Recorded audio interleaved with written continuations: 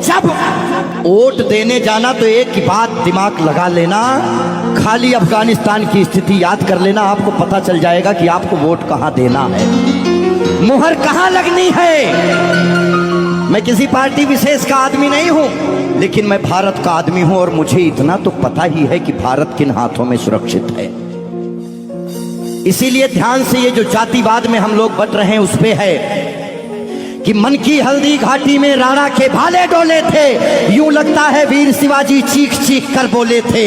पुरखों का बलिदान घास की रोटी तक शर्मिंदा है, कट गई जंग में राणा की बोटी बोटी शर्मिंदा है। खुद अपनी पहचान मिटा दी कायर भूखे पेटों ने, जो टोपी जालीदार पहन ली हिंदू माँ के बेटों ने। और सर पर लानत, तालियां नहीं, सुनिए पूरी बात, कि मन की हल्दी घाटी में राणा के भाले डोले थे, यूं लगता है वीर शिवाजी चीख चीख कर बोले थे। पुरखों का बलिदान घास की रोटी भी शर्मिंदा है, कट गई जंग में राणा की बोटी बोटी शर्मिंदा है। खुद अपनी पहचान मिटा दी कायर भूखे पेटों ने, जो टोपी जालीदार पहन ली हिंदू माँ के बेटों ने। सर पर लानत वाली छत से फिर खुला ठिकाना अच्छा था, टोपी गोल पहनने से तो मर जाना ही अच्छा था। मथुरा अवधपुरी घायल है, काशी घिर गई कराहों से, यदकुल गठबंधन कर बैठा कातिल नादिर शाहों से। मुंह से आह तलक ना निकली धर्म ध्वजा के फटने से, कब तुमने आंसू छलकाए गौ माता के कटने पे। हिंदुस्तान के लोगों जागो, कब तुमने आंसू छलकाए गौ माता के कटने पे। जागे नहीं अगर आज हम, तो ये प्रश्न पीढ़ियां पूछेंगी। हमारे पास दो ही ऑप्शन है, या तो हम अपनी आने वाली पीढ़ियों के लिए चेतावनी बन जाएं या मिसाल बन जाएं। ना हम कश्मीरी पंडितों को भूलेंगे और ना राम भक्तों पे गोलियां चलाने वाले को भूलेंगे। ये वही भारत है, ध्यान रखिएगा, किसी बहकावे में नहीं आना है कि कब तुमने आंसू छलकाए गौ माता के कटने पे और जागे नहीं अगर हम, तो ये प्रश्न पीढ़ियां पूछेंगी। गन पकड़े हिंदुओं के बेटे और बुरके से लदी बेटियां पूछेंगी, बोलेंगी हे यार पुत्र इतना उद्धार किया होता, खतना करवाने से अच्छा हमको मार दिया होता।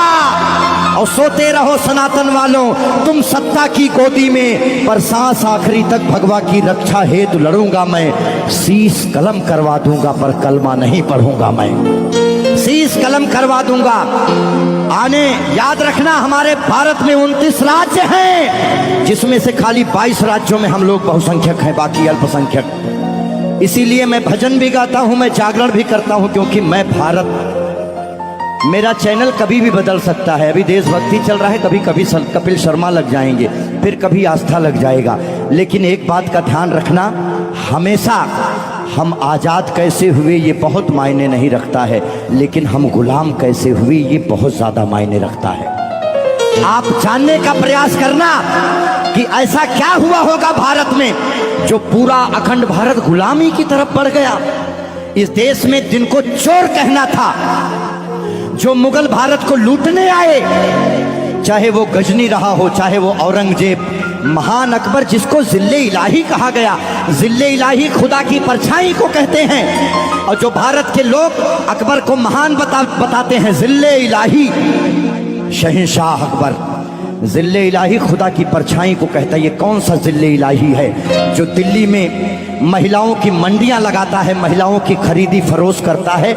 इतनी काली परछाई कौन से जिल्ले इलाही की हो सकती है?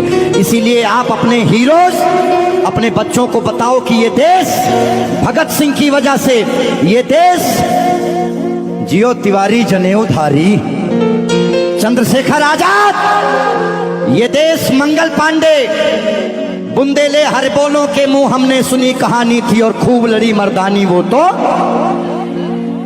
हमारे यहाँ महिलाएं घूंघट करती हैं क्योंकि यहाँ लुटेरे आए भारत में, लूटे, डोलियां लूटे, महिलाओं के साथ दुराचार किए, जिसकी वजह से उन्हें पर्दे में रखा जाने लगा। भारत के लोगों, 2022 का चुनाव आपके सर पे है। मोहर लगाने से पहले सोच लेना कि भारत वाकई में किन हाथों में महफूज है। बाकी आगे आपकी मर्जी। बोलिए भारत माता की।